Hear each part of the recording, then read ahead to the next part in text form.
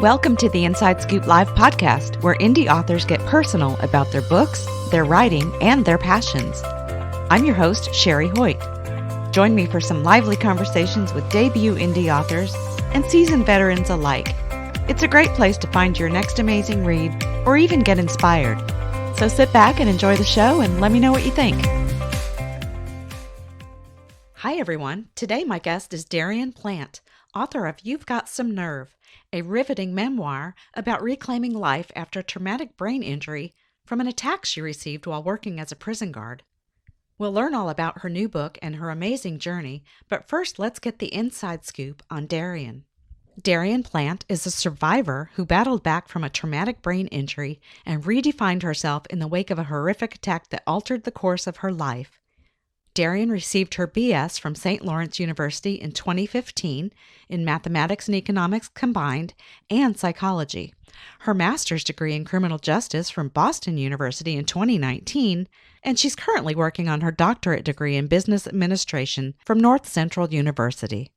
She currently works as a principal revenue agent for the State of Maine, where she resides with her two adorable cats, Kanga and Roo. Derryen wrote this book to create a connection with others suffering with an invisible injury and to offer them strength to build a new life post-injury.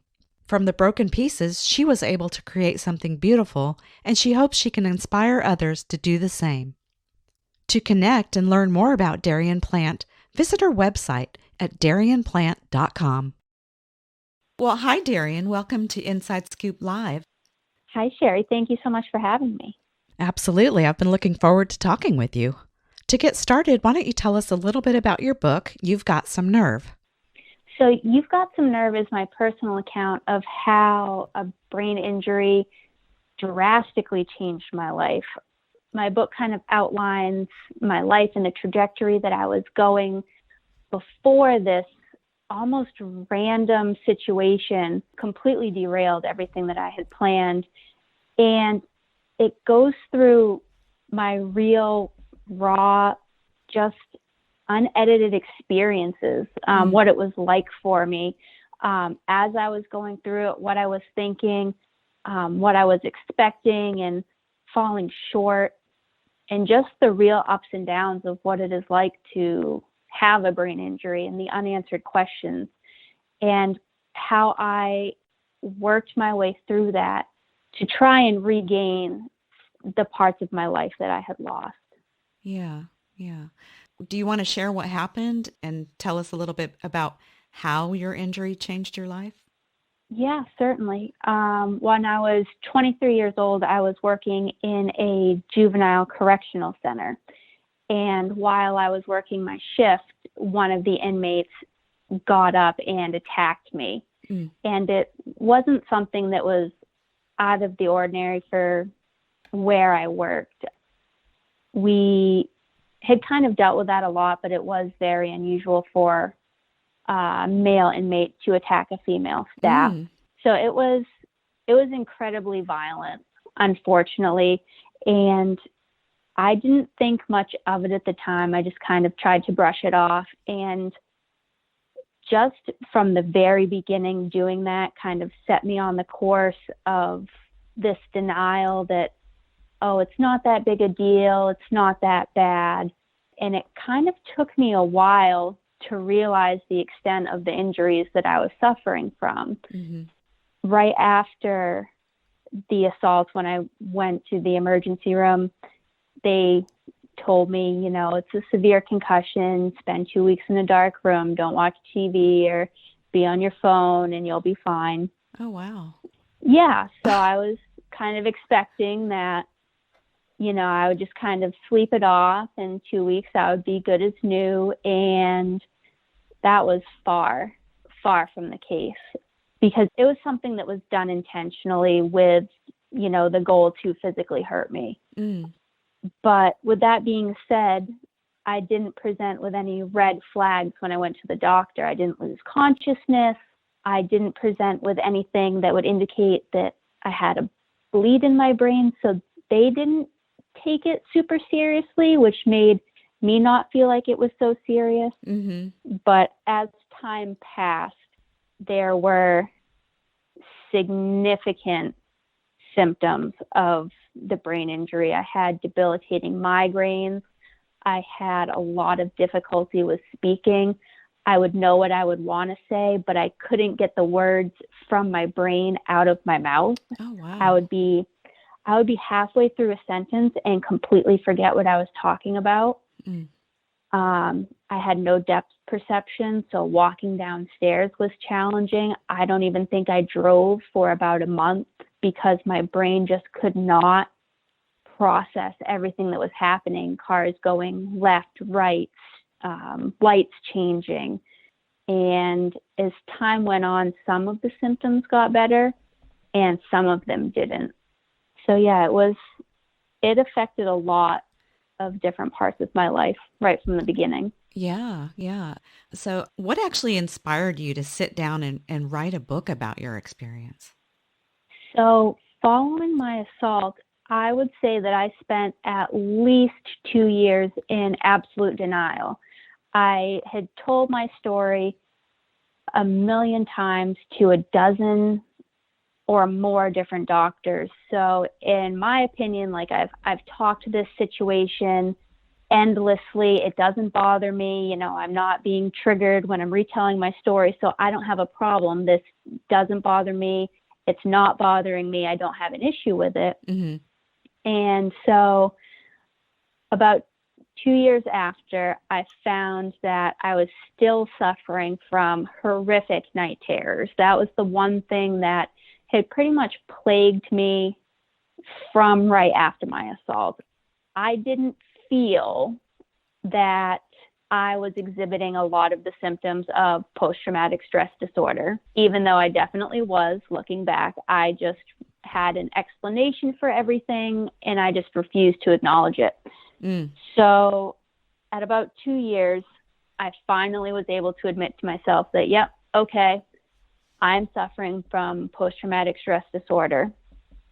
And I started writing for myself as a way to try and process the trauma and the event in itself and just kind of get it out, and hoping that by getting it out, I would not be internalizing it as much. Right. And so while I was doing that, I started to become more open with the people in my life about how I was feeling and what I was going through. And I had found that when I was talking to different people, they were able to relate to different aspects of my story, whether it was interacting with a doctor about a different type of invisible injury and feeling kind of brushed aside or invalidated, or somebody who had a spouse that worked in a first responder type job and kind of relating in that aspect to things that they had seen or were going through. Mm-hmm. And so I found that, with each person I talked to, we were able to just build this connection and relate. So I had really hoped that by choosing to create this book, that I would reach others who are in the same situation that I had been in. And it had been a huge struggle for me, especially at the lowest point, because brain injuries are so isolating. Nobody can see them. Nobody has any idea what you're going through, whether it's pain or emotional dysregulation or feeling dizzy or fatigued.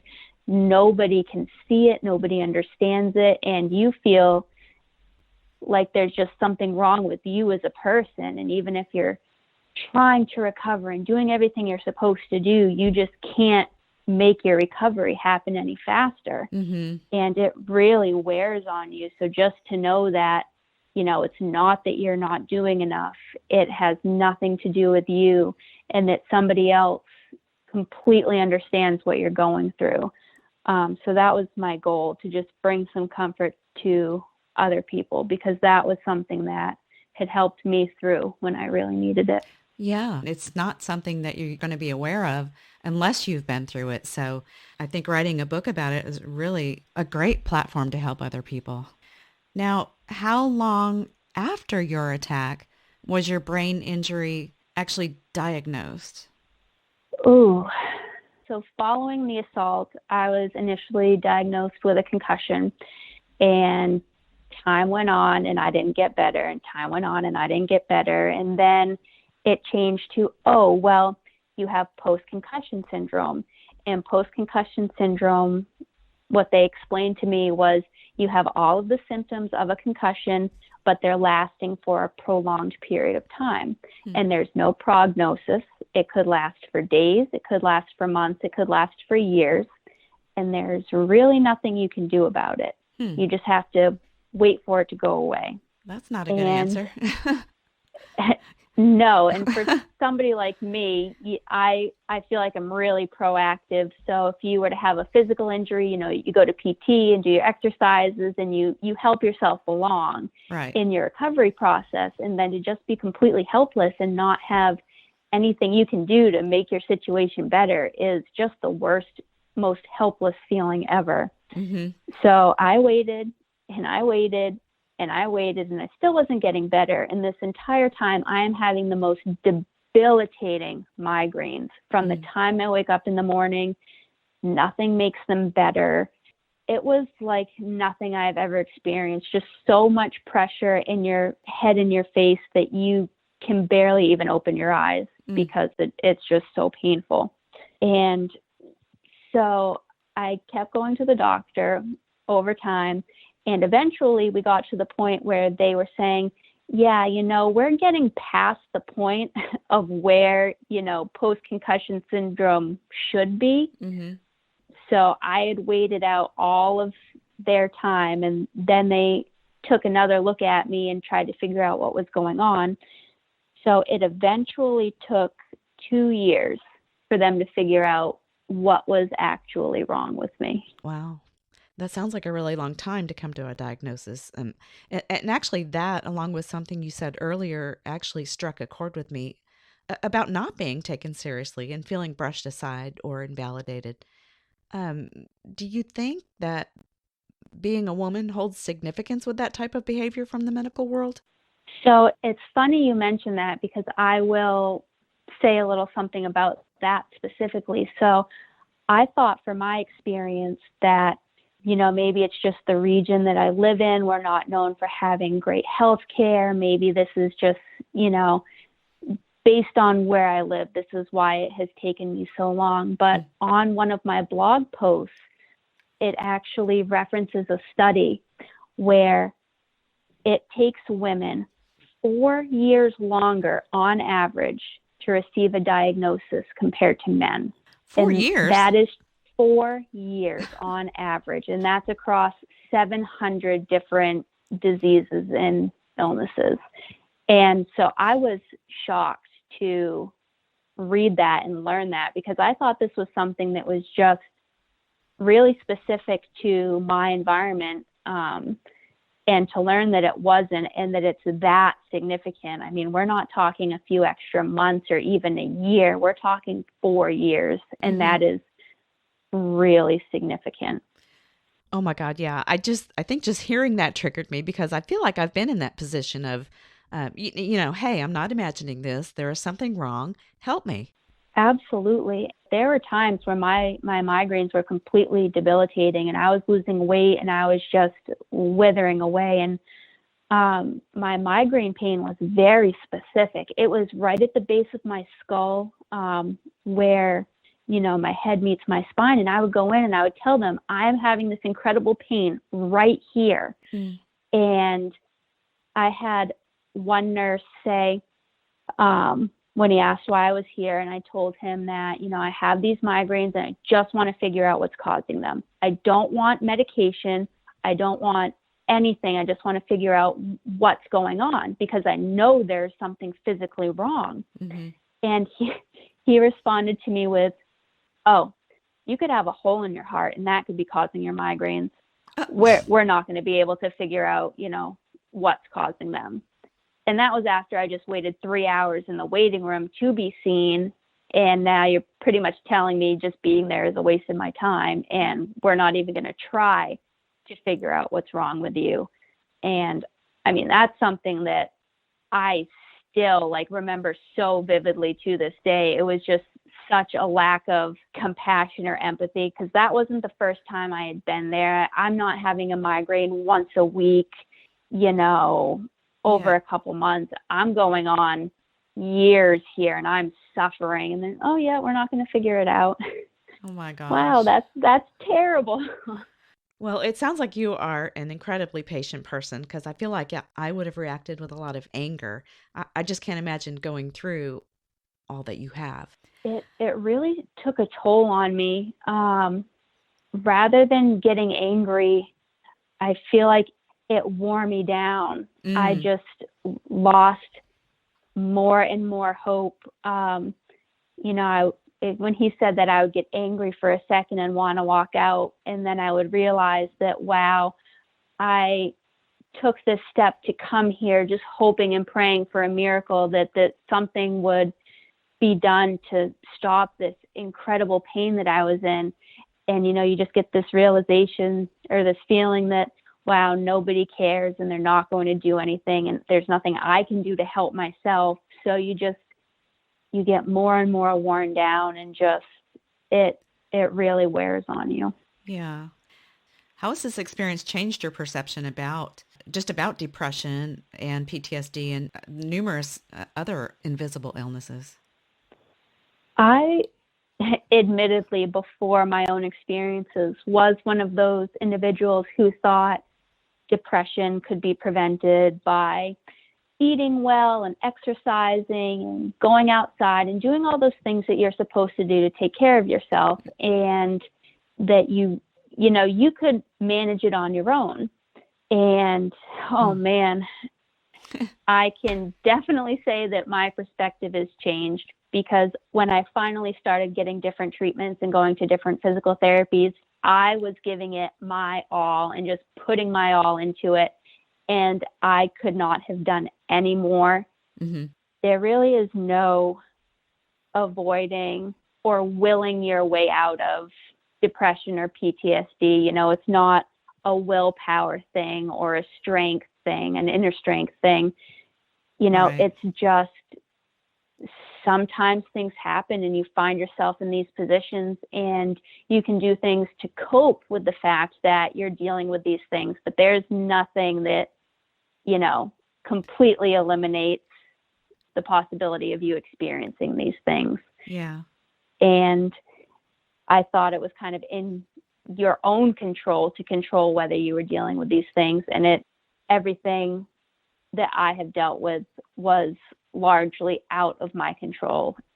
I fought the idea that I had PTSD, and I fought it tooth and nail and was in denial. And Mm. you would never, ever get me to admit that I was suffering from that, because for me, from all of my previous experiences, that had kind of been implied as a sign of weakness. Hmm. And I thought of myself as a strong individual. I had been through a lot of things. I had seen a lot of things.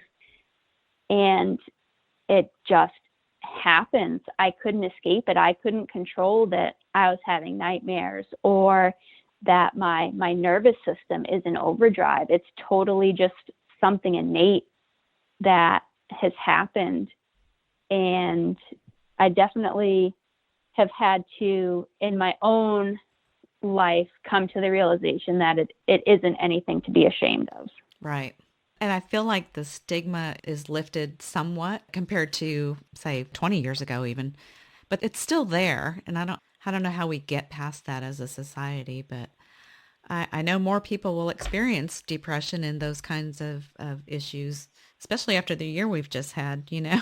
Absolutely. This year has been really tough on mental health in general. But I've seen, I want to say, even over the last year, different cities and different governments have expanded their benefits to first responders for additional services, whether it be counseling.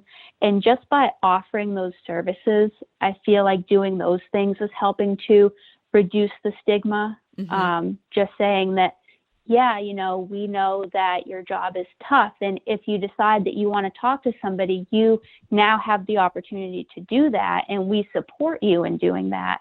And I think taking those steps by just creating those impressions that these are here for you. We know it's tough, you know, anything to help you do your job better. We support you. I think has been a really great first step that I've been seeing different places take Yeah. those steps. Yeah. Well, that's good news. We're making progress. Yeah, absolutely. So, talk about recovery. Are you still in recovery? What were your expectations versus the reality of the recovery process? My expectations, so right after my assault, they told me I had a concussion and a few other physical injuries.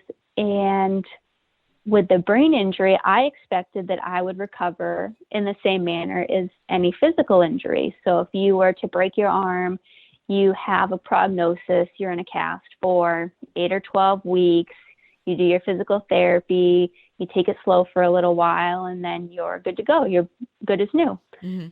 And so I'd expected, every day I would get a little bit better and just keep making progress toward becoming normal, or as normal as I ever was. But it was not like that at all. It was initially just a plateau of just pain that I couldn't get past. And anytime I would take one step forward, it would send me into this downward spiral of taking 2 steps back because I would push a little too hard, and then that would set me back. And I really didn't have any understanding of how you could really overwork yourself when you had a brain injury and how that could really negatively affect your recovery process.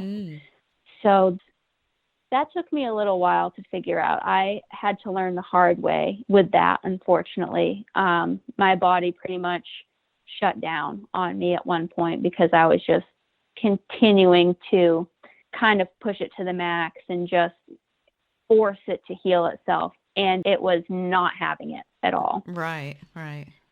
Wake up call from your body.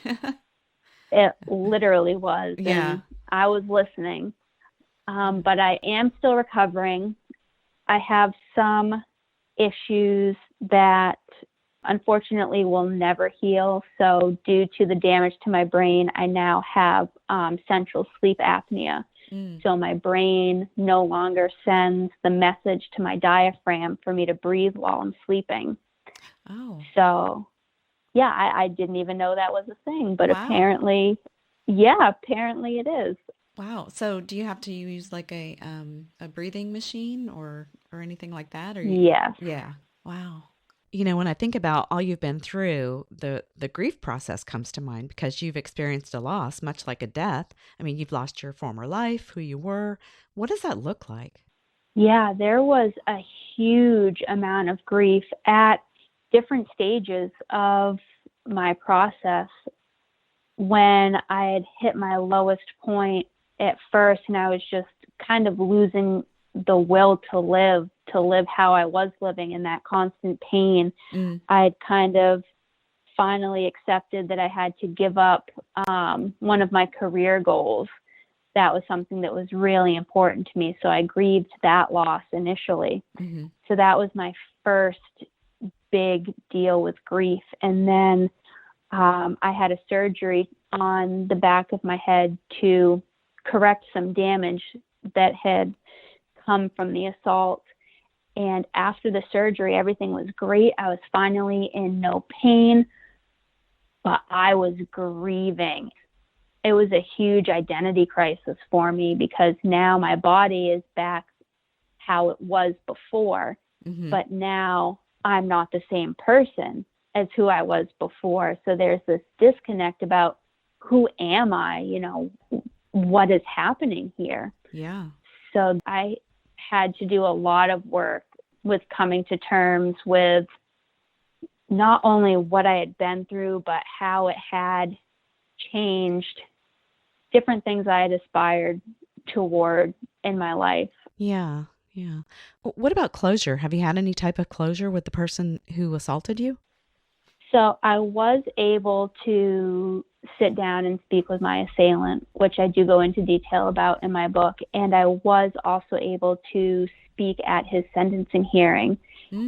And I never really had a lot of animosity toward this person. There were several underlying things happening at the same time where I kind of knew he wasn't completely responsible. So that had helped in the beginning, that I never had this animosity or hatred toward this person. It was difficult for a while to reach that point of acceptance where I've learned that I'm going to be suffering with these things for the rest of my life, and there's nothing I can do about it, and there really isn't any justice for any of it. I'm never going to be made whole again. So it's, there were some times where it definitely made me a little angry, and I felt victimized and I felt helpless. And, you know, I did allow myself to feel those feelings because they suck. You know, nobody wants to be put in this situation and have things taken away from them. Right. And then you reach that point of acceptance where, okay, yeah, this is the situation, and am I going to spend the rest of my life holding this anger, or am I going to take that energy and put it towards something that's going to make my life a little bit better? And, you know, I try to believe in karma, and just everything happens for a reason. And so I really hope that, you know, I'm just going to focus on me and try and take what happened to me and put some good back into the world, and try and, you know, not let this situation just be in vain almost. So try and make something good out of it, and not dwell, because it can be really easy to fall into that. Oh yeah, absolutely. Of course, I could never even say how I might react because I haven't been through it, but my personality, I could see myself just almost, you know, giving up, just wanting to anyway. And I'm sure you had some of that, but you pulled through to the other side. And I guess that's what you have to do. You have to go through all these things. You can't just skirt around them or minimize them. Absolutely. And there wasn't just one time, you know, for 1 hour of one day where I was feeling a little bit low or a little bit helpless. There were different stretches that lasted months where you go to one doctor and they give you a treatment and you're hopeful that it will make a difference, and then it doesn't. And then you're back at square one and you have no idea where to go. Nobody knows what's wrong with you. And you go back into that cycle of losing hope that you're ever going to find out what's wrong and get treatment and get better. So it's definitely a roller coaster. And I was not immune, and I let myself feel it and grieve it, and, you know, not stay there too long, but long enough where I got it out and, okay, what do we do next?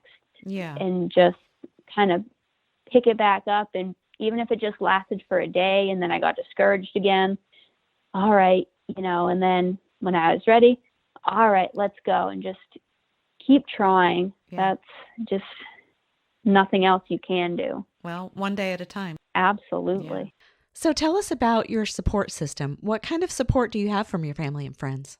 I'm very lucky. I have absolutely amazing support. And I will say that it didn't necessarily start out that way. Growing up, I didn't have a necessarily close relationship with either of my parents. And I had always kind of built up this wall around everyone where I didn't want to let anyone else see me cry or share my feelings with anybody. I definitely wouldn't confide in my parents if I was going through something. And through my experience with brain injury, there were different situations where I had to communicate with my parents how I was feeling. And that just laid the foundation for us to grow this incredible relationship that I'm really, really thankful for. And I found that me being open with my feelings has allowed, especially my mom is my best friend. It's allowed her to be open about things she's thinking and feeling, and it's helped us both communicate better because that was something we always lacked our whole life, was how to communicate. So we've, through my situation, we've grown together and just fostered this really wonderful relationship. That's wonderful. So they've been, it's fantastic. And so they've been incredibly supportive in every aspect of this. Nice. So there are silver linings, aren't there? Oh, it's definitely, I don't want to say it's what you make of it, but there's definitely things that can be taken from these terrible things. And, with all of the health issues that I've gone through and will continue to go through, I feel like I've taught them, like I've shared my message with them, and they've grown to become more compassionate and more empathetic and less judgmental and to communicate better.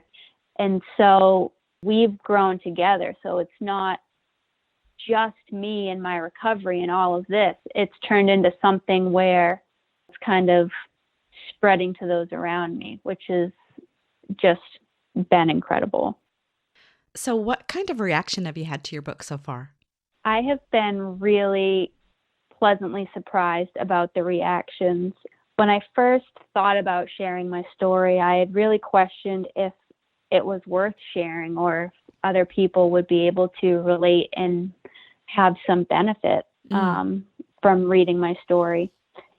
And I have been able to connect with so many people, both who know me personally and don't know me personally, and they've each had really positive things to say, whether it's about the way that it's written, from people who don't know me, and the ones that do have told me that they'll be reading it and going along, and they'll be like, "Yep, that's Derryen," and they'll laugh to themselves because it just really comes across as, how I say things or what I do. So Yeah.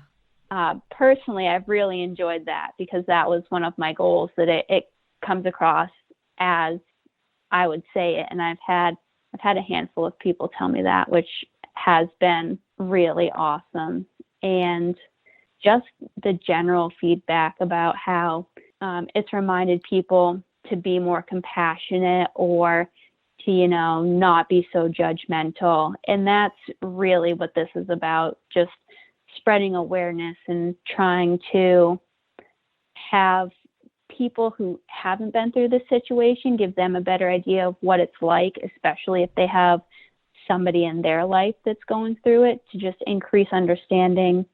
And for people who are suffering from invisible illnesses, just to know that there's support and that they're not alone in this. And so I've been able to connect with different people and just share stories, and that has been really enjoyable. Yeah, that's wonderful. Now, you've been very active in spreading the message about your experience to help others, uh, but I'm sure COVID has changed some of how you do that. What are you doing now, and what kind of work do you hope to do going forward, assuming we get to some semblance of normal with this pandemic? Yeah, for the time being, I'm really using social media to connect with people, and I've had people that have just seen an advertisement for my book send me a message, and will communicate about brain injuries and similar experiences. And I've also started a blog on my website that focuses on education, advocacy, and support regarding various different types of invisible illnesses.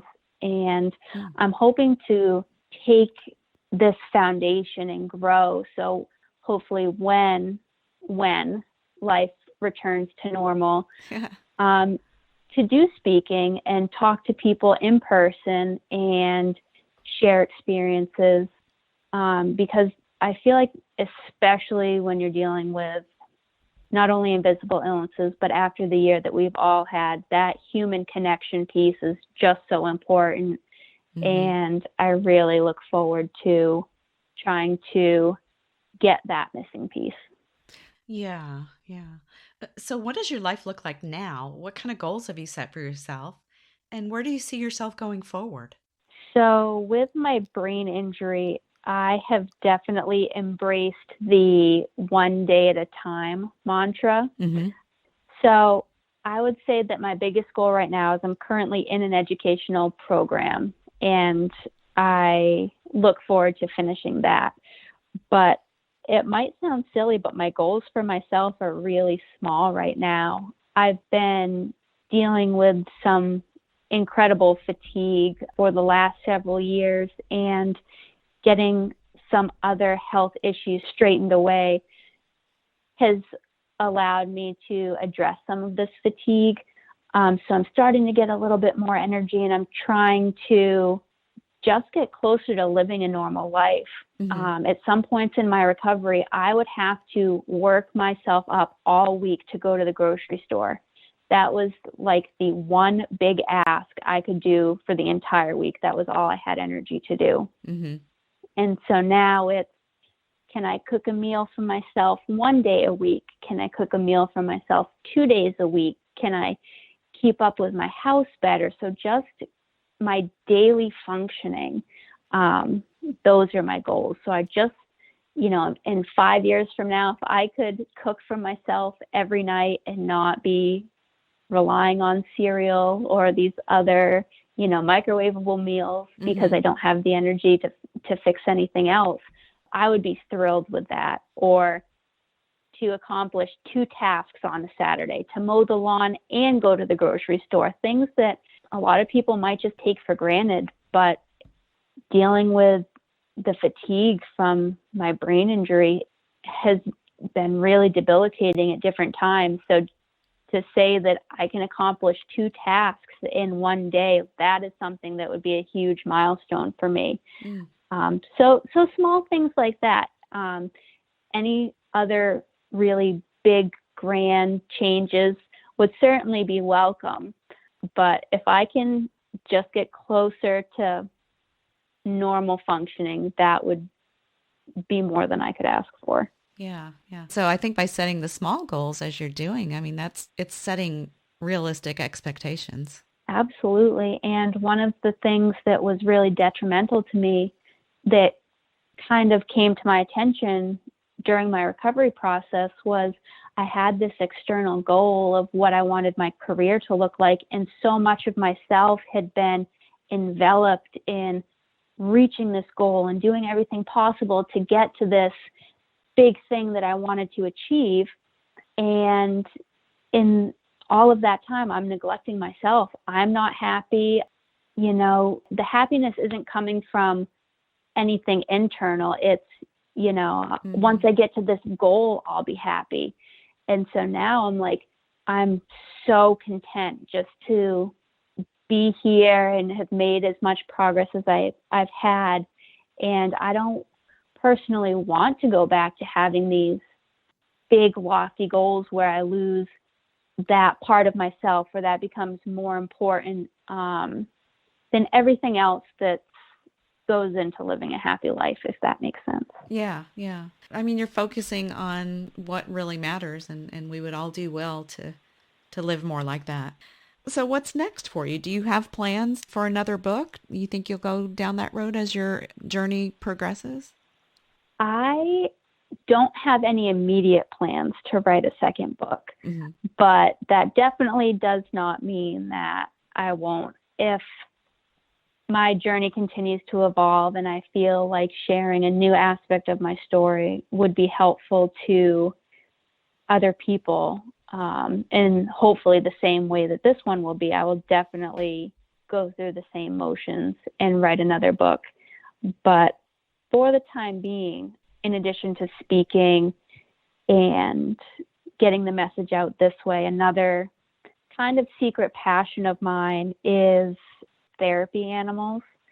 So something that significantly helped my recovery was I adopted 2 kittens from a local shelter. Aww. And they're my babies. I love them. They are incredibly therapeutic and have helped me through a lot. And I know that a lot of people throughout COVID with the isolation have found some kind of therapeutic relief through animals. So Absolutely. I plan to spend some time doing that, whether it's through organizations that train shelter animals to be therapy dogs for veterans with PTSD. Oh, yeah.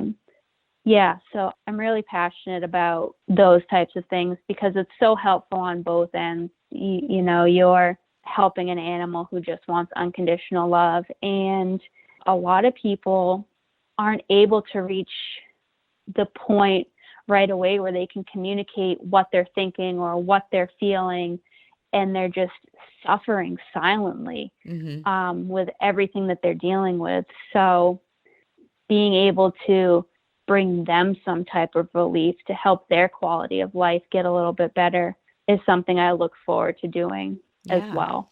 Yeah, that sounds amazing. Well, Derryen, thank you so much for joining me today and for sharing a little bit about yourself and your new book, You've Got Some Nerve. Thank you so much for having me. Thank you for joining me today for my interview with Derryen Plante, author of You've Got Some Nerve.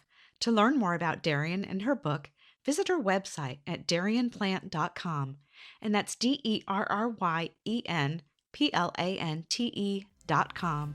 And be sure to check out our other interviews on InsideScoopLive.com.